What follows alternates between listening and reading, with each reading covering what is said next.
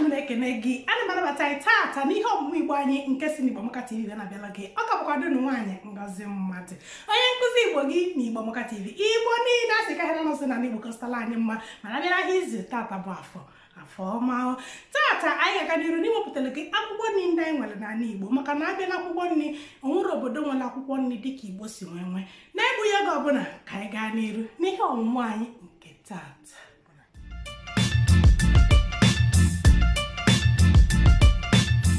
Akwụkwọ nri ndị enwe na Igbo balụ bakalịa ka ị ga-esi n'afọ n'obodo ndị ọzọ ọ bụrụ sọsọ na Igbo nwere akwụkwọ nri ejesipụta ofe dị iche iche kama na akwụkwọ nri ndị enwezikwa bụ ọgwụ ka ọ bụ nke na afọ kịta bụ nya bụ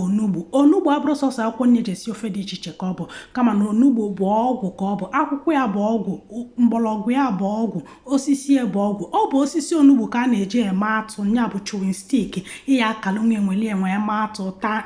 eji eme atụ